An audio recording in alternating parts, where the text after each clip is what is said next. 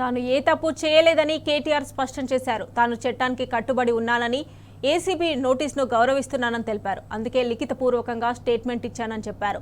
తనను విచారణకు పిలవాల్సిన అవసరం లేదని, తీర్పు రిజర్వ్ అయ్యాక కూడా ఈ డ్రామా ఎందుకని ప్రశ్నించారు. రైతు భరోసా నుంచి డైవర్ట్ చేయడానికే డ్రామాలు చేస్తున్నారని దుయ్యబట్టారు. కొన్ని రోజులు అల్లు అర్జున్ డ్రామా, ఇప్పుడు కేటీఆర్ పై అరెస్టు డ్రామా అన్నారు. ఇక్కడ అంబేద్కర్ రాసిన రాజ్యాంగం కాదు, రేవంత్ రెడ్డి రాజ్యాంగం అమలవుతోందని చెప్పారు. రేవంత్ రెడ్డి లీకులిస్తూ తప్పుడు ప్రచారం చేస్తున్నారని, తాను ఏ విచారణకైనా ఎదుర్కోవడానికి సిద్ధంగా ఉన్నానని స్పష్టం చేశారు. కేవలం రాజకీయ దురుద్దేశంతో పెట్టిన కేసు అని చెప్పి నేను ఆల్రెడీ హైకోర్టులో క్వాష్ పిటిషన్ వేశాను. ఎఫ్ఐఆర్ను తీసేయాలని కోరాను. దాని మీద యాంటీ కరప్షన్ బ్యూరో, అదేవిధంగా మన మిగతా మన మున్సిపల్ అడ్మినిస్ట్రేషన్ డిపార్ట్మెంట్ నుంచి వాళ్ళు కూడా వాదనలు వినిపించారు. 200 పేజీల కౌంటర్ కూడా గవర్నమెంట్ వైపు నుంచి దాఖలు చేశారు. చేసిన తర్వాత జడ్జి గారు మొత్తం వాదనలు విన్నారు. జడ్జిమెంట్ రిజర్వ్ చేసి పెట్టారు 31 తారీఖు నాడు. నేను ఏసీబీని ఏం కోరుతా ఉన్నానంటే, అదేవిధంగా గవర్నమెంట్ని ఏం కోరుతా ఉన్నానంటే, జడ్జి గారు రిజర్వ్ చేసి పెట్టిన తర్వాత తీర్పుని మనం వెంటనే తొందరపడి, నేను ఎక్కడికి పోయేది లేదు, ఎక్కడికి తప్పించుకునేది లేదు, తొందరపడి మీరు అనవసరంగా ఎందుకు ఈ హడావిడి చేస్తున్నారని అడిగాను. ప్లస్ ఇప్పుడు నేను అయినప్పటికీ చట్టాన్ని గౌరవించే పౌరుడిగా, రాజ్యాంగాన్ని గౌరవించే పౌరుడిగా వాళ్ళు పిలిచారు కాబట్టి వచ్చాను. వచ్చి నాకు ఒక లెటర్ ఇచ్చారు, ఇన్ఫర్మేషన్ కావాలి, డాక్యుమెంట్స్ కావాలని. ఏం ఇన్ఫర్మేషన్ కావాలి, ఏం డాక్యుమెంట్స్ కావాలో మాకు తెలియదు, అందుకే అడిగాం. అడిగితే ఇప్పుడేమో వాళ్ళు లేటెస్ట్గా ఏం చెప్తున్నారంటే, మీరు ఒక్కరే రావాలి, లాయర్స్ రాకూడదు. ఆల్రెడీ తీర్పే అక్కడ పెండింగ్ ఉన్నది కాబట్టి మా లాయర్స్తో వస్తే మీకేం ఇబ్బంది అని అడిగితే సమాచారం ఇవ్వడం లేదు. దాంతోపాటు ఇంకా ఏమంటున్నారంటే మీరు ఒక్కరే రావాలి. నాకు ఒక్కరిని రావడానికి ఇబ్బంది లేదు, కానీ ఒక పౌరుడిగా నా ప్రాథమిక హక్కులకు కూడా భంగం వాటిల్లకుండా చూసుకోవాల్సిన బాధ్యత నా మీద ఉంటుంది. అందుకే పోలీస్ అధికారులను అడిగాను, ఎక్కడన్నా లిఖితపూర్వకంగా ఉందా నా లాయర్ రాకూడదని, దయచేసి ఉంటే ఇవ్వండి అన్నాను. సో వారు సంప్రదిస్తున్నారు. నేను ఇక్కడ కేవలం ఇవాళ ఏసీబీ ఆఫీస్కి వచ్చి మీకు ఏం ఇన్ఫర్మేషన్ కావాలి, ఇప్పుడు నన్ను వాళ్ళు అడుగుతున్న ఇన్ఫర్మేషన్ మొత్తం గవర్నమెంట్ దగ్గరే ఉంది. నేను తీసుకున్న నిర్ణయం ఏదన్నా ఉంటే అది మినిస్టర్గా తీసుకున్నాను, గవర్నమెంట్గా తీసుకున్నాను. అట్లాంటప్పుడు నా దగ్గర ఉన్నదని సమాచారం వారు ఏదైతే అపోహపడుతున్నారో అదంతా మీ దగ్గరనే ఉంది. ఈ వాదన అంతా కూడా నేను ఆల్రెడీ కోర్టులో చెప్పాను. కోర్టు ఆల్రెడీ తీర్పు రిజర్వ్ చేసి పెట్టింది. హైకోర్టు మీద ఉన్న గౌరవంతో, చట్టాల మీద ఉన్న గౌరవంతో, రాజ్యాంగం మీద ఉన్న గౌరవంతో నేను ఇక్కడికి వచ్చానని చెప్పాను. వారు మరి ఏ కారణం చేతనో నా లాయర్ నాతో రాకూడదు అంటున్నారు.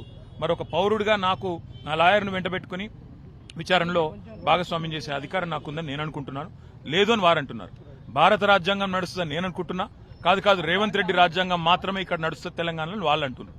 చూడాలి మరి వాళ్ళు ఏం చెప్తారో దాన్ని బట్టి. బ్రదర్, వాళ్ళు హైకోర్టు తీర్పు రిజర్వ్ చేసిన తర్వాత నిజాన్ని నన్ను పిలవాల్సిన అవసరమే లేదు. హైకోర్టులో చాలా గంటల వాదనలు వాళ్ళు వినిపించారు ఏసీబీ తరఫున.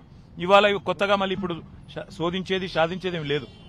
చెప్పాల్సింది కూడా చెప్పకుండా ఇక్కడేదో హడావుడి చేసి నిన్న రైతు భరోసా ఎగ్గొట్టారు కాబట్టి రైతు భరోసా నుంచి తప్పించుకోవడానికి 2 రోజులు మీడియాలో ఈ డ్రామా నడపాలని రేవంత్ రెడ్డి గారు అనుకుంటున్నారు. దీనికి మేము బాధపడం. రేవంత్ రెడ్డి గారు ఏమనుకున్నా 15,000 ఇస్తానని చెప్పి 12,000 ఇచ్చిన విషయము ప్రజలకు గుర్తుంది. మీరు ఎన్ని డ్రామాలు చేసినా మాకు ఇంకో సమాచారం కూడా ఉంది. నేను ఇక్కడికి రాగానే కావాలని కేటీఆర్ ఇంటి మీద రైడ్స్ అని చెప్పి అక్కడ రైడ్లు చేయించాలని ఆలోచన చేస్తా ఉన్నారు. పర్వాలేదు, ఇవన్నీ డ్రామాలు మాకు తెలుసు. మీరు ఎన్ని డ్రామాలు చేసినా రాష్ట్ర ప్రజలకి నేను చేసే విజ్ఞప్తి ఒకటే, 420 హామీలు ఏవైతే రేవంత్ రెడ్డి ప్రభుత్వం ఇచ్చిందో అది అమలు చేసేదాకా కొట్లాడదాం. కేసులు ఎన్ని పెట్టినా, మీడియా మేనేజ్మెంట్ పాలిటిక్స్ ఎన్ని చేసినా భయపడాల్సిన అవసరం లేదు, బాధపడాల్సిన అవసరం లేదు. వాళ్ళు ఎన్ని రైడ్స్ చేసుకున్నా, ఎన్ని డ్రామాలు చేసినా, ఇవాళ నా లాయర్లుంటే వాళ్ళకి వచ్చిన ఇబ్బంది ఏంటంటే, నాతో పాటు లాయర్లుంటే నా రైట్స్ ప్రొటెక్ట్ చేయబడతాయి. ఎందుకంటే మా పట్నం నరేందర్ రెడ్డి గారిని అరెస్ట్ చేసినప్పుడు ఆయన ఇవ్వని స్టేట్మెంట్ ఇచ్చినట్టుగా పోలీసులు తప్పుడు వార్తలు రాసి మీడియాకి లీక్ చేశారు. అట్లా కాకుండా నా రైట్స్ నేను ప్రొటెక్ట్ చేసుకోవాలి కాబట్టి లాయర్ ఉండాలని కోరుతున్నాను. వాళ్ళకు వచ్చిన ఇబ్బంది ఏంటంటే, నేను అదే చెప్తున్నా బ్రదర్, నేను వాళ్ళని అదే అడిగేది అదే. మా నరేందర్ రెడ్డి గారు ఇవ్వని స్టేట్మెంట్ ఇచ్చినట్టుగా తప్పుడు స్టేట్మెంట్లు రికార్డ్ చేసిందే పోలీసు వాళ్ళు. అందుకే నాకు వాళ్ళ మీద నమ్మకం లేదు కాబట్టి నా లాయర్లను తెచ్చుకున్నాను. ఇప్పుడు మా ఇంటి మీద రైడ్ చేయబోతున్నారు. రైడ్ చేసి కూడా నాకు తెలిసి ఏం చేయబోతున్నారు, రైడ్ చేసి అవసరమైతే కొన్ని ఇంప్లాంట్ చేసి, కొన్ని లేనిపోని సృష్టించి అందులో ప్లాంట్ చేసి దాని మీద కేసు బనాయించాలనేది వీళ్ళ చిల్లర ప్రయత్నం. నేను చిట్టినాయుడు గారికి చెప్పేది ఒకటే, నువ్వు ఎన్ని డ్రామాలు చేసినా, ఎన్ని కథలు పడ్డా, ఎన్ని అక్రమ కేసులు పెట్టినా, నువ్వు రైతు భరోసా ఎగ్గొట్టింది ప్రజలకు తెలుసు, నువ్వు మాట తప్పింది తెలుసు, 420 హామీలు ఎత్తగొట్టింది ప్రజలకు అర్థమైంది. నువ్వెన్ని చేసుకున్నా తప్పకుండా నిన్ను వదిలిపెట్టాం ప్రజాక్షేత్రంలో. తప్పకుండా మా హక్కుల కోసం కొట్లాడతాం. ఇవాళ నేను అడిగేది ఏంటంటే, మొన్న నరేందర్ రెడ్డికి జరిగింది, ఇవాళ నాకు జరగదని గ్యారంటీ ఏంది? నరేందర్ రెడ్డి ఈయన స్టేట్మెంట్ ఇచ్చినట్టు, కన్ఫెషన్ ఇచ్చినట్టు, అనవసరంగా నా పేరు చెప్పినట్టు లేనిపోని పుకార్లు వీళ్ళే సృష్టించిన పోలీసు వాళ్ళు మీడియాకు లీక్లు ఇచ్చాను. ఇలా నాకు కూడా అట్లే చేస్తారనేది నా డౌట్. రెండవది ఇవాళ నేను మళ్ళీ చెప్తున్నా, నేను ఇక్కడ రాగానే నా ఇంటి మీద రేడ్ చేయాలని చెప్పి వాళ్ళు ప్లాన్ చేసుకున్నారు. తప్పకుండా నా ఇంటి మీద రేడ్ చేస్తే కూడా అన్లేమని ఇరికిచ్చి రేవంత్ రెడ్డి గారు ఇచ్చిన 2 చిట్టీలు, అవసరమైతే ఇంకో 2 ఏమైనా సృష్టించి అని ఇరికిచ్చి కావాలని బదనాం చేయాలన్న చిల్లర ప్రయత్నం వాళ్ళు చేస్తున్నారు. నా హక్కుల కోసం తప్పకుండా నేను కొట్లాడతాను. న్యాయవాదుల సమక్షంలో ఎంక్వైరీ చేయాలని కోరుతున్నా. తప్పే ఉంది. ఇంకో 5 నిమిషాలు చూసిన తర్వాత మరి పోలీసులు సహకరించకపోతే నా దారి నేను పోతాను. పోలీసు వాళ్ళు మరి లిఖితపూర్వకంగా ఏం చేయట్లేదు, కానీ వాళ్ళు ఫోన్లు వాళ్ళు ఏదో మాట్లాడుతున్నారు. పైకి రేవంత్ రెడ్డికి మాట్లాడుతున్నారో, మరి ఇంకా డీజీపీకి మాట్లాడుతారో, ఎవరికి మాట్లాడుతారో తెలియదు. వాళ్ళు ఏం చెప్తారో దాన్ని బట్టి నా తదుపరి కార్యాచరణ. అడ్వకేట్స్ అనుమతి లేదు అనేది తప్పు. మొన్న పట్నం నరేందర్ రెడ్డి మీద ఏ కుట్ర అయితే వీళ్ళు చేసినరో, ఆయన ఈయని స్టేట్మెంట్ ఇచ్చినట్టు పోలీసు వాళ్ళు ఏదైతే దొంగ స్టేట్మెంట్ సృష్టించి ఆయనను నన్ను బద్నాం చేసే ప్రయత్నం చేసినరో, అది జరగకూడదన్నదే నా తాపత్రయం. అందుకే లాయర్ ఉండాలని నేను కోరుతున్నా. లాయర్ ఉంటే వాళ్ళకి అభ్యంతరం ఏందో నాకు అర్థమైతే లేదు. ఏమైనా కానూను ఉందా చూపెట్టు, కాగితం చూపెట్టు అంటే కాగితం చూపెడతలేదు. రానీయం, మా ఇష్టం. ఇది ఇక్కడ భారత రాజ్యాంగం లేదు, అంబేద్కర్ రాసిన రాజ్యాంగం లేదు, అనుముల రేవంత్ రెడ్డి రాసిన రాజ్యాంగం ఉంది. మా ఇష్టం, మా జాగిర్ అంటారు. ఏం చేయాలి? Thank you.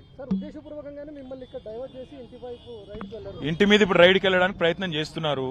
వాళ్ళు రైడ్ చేసి కూడా మన ప్లాంట్ చేస్తారనేది నా అనుమానము. తప్పకుండా చట్టపరంగా న్యాయపరంగానే వారిని ఎదుర్కొంటారు. ఆల్రెడీ తీర్పు రిజర్వ్ అయ్యి ఉంది. అయినా ఈ డ్రామా చేయాల్సిన అవసరం ఏముందో పోలీసులకి తెలుసు. ఇంటి దగ్గరికి వచ్చి డ్రామా చేసి అక్కడ ప్లాంట్ చేసి రేవంత్ రెడ్డి ఇచ్చిన కొన్ని ఆడ పత్రాలు పెట్టి లేదా ఇంకోటి పెట్టి కేసులు పెట్టి ఇరికేయాలనేది వాళ్ళ తాపత్రయం. అన్నిటిని కూడా న్యాయపరంగా ఎదుర్కొంటాం. తప్పకుండా. Yes, they are going in the next 15-20 minutes.